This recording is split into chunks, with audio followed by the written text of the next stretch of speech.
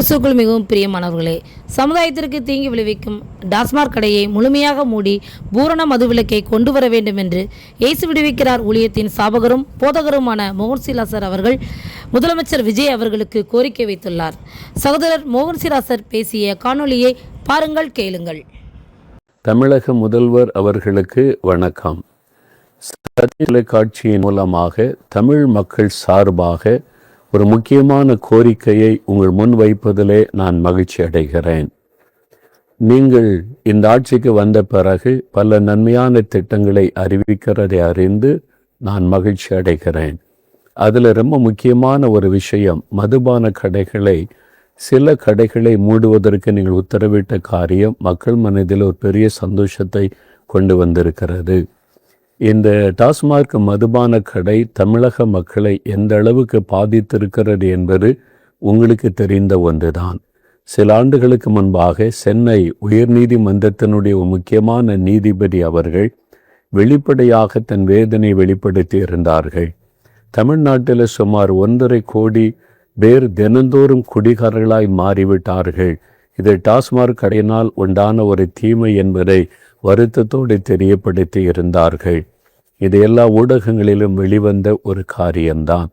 கடந்த 10 வருஷத்தில் தமிழ்நாட்டில் விதவைகளுடைய எண்ணிக்கை பெருகி இருக்கிறது.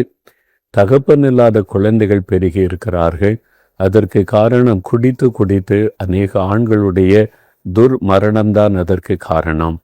இந்த மதுபானத்தினால் தமிழ்நாட்டிலே உண்டாகிற தீமைகள் மிக அதிகமாக மக்களை பாதிக்கிற விஷயமா இருக்கிறது.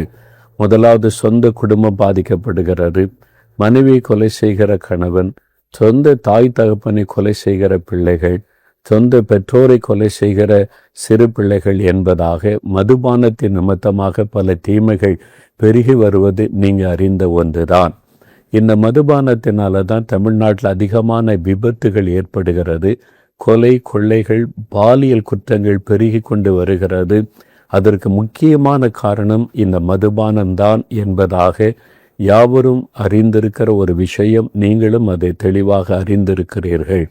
இப்படி தீமை கொண்டு வருகிற, சமுதாயத்துக்கு தீங்கு விளைவிக்கிற இந்த டாஸ்மாக் மதுபான கடையை முழுமையாய் மூடி தமிழ்நாட்டில் முழுமையான மதுவிலக்கை கொண்டு வர வேண்டும் என்பதுதான் தமிழ் மக்களுடைய சார்பாக உங்களிடத்தில் அன்பாய் நான் வேண்டிக் கொள்கிற ஒரு காரியம். கடந்த 5 வருஷம் ஆட்சி செய்த முந்தின முதலமைச்சர் அவர்களை சந்திக்கிற வாய்ப்பு, நேரடியாய் சந்திக்கிற வாய்ப்பு கிடைத்த போது 2 முறை நான் அவளுக்கு நேரடியாக கடிதத்தின் வாயிலாக டாஸ்மாக் கடையை மூடி தமிழ்நாட்டு மக்களுக்கு இந்த நன்மை செய்ய வேண்டும் என்ற விண்ணப்பத்தை நேரடியாக அவர்களுக்கு நான் தெரியப்படுத்தி இருந்தேன்.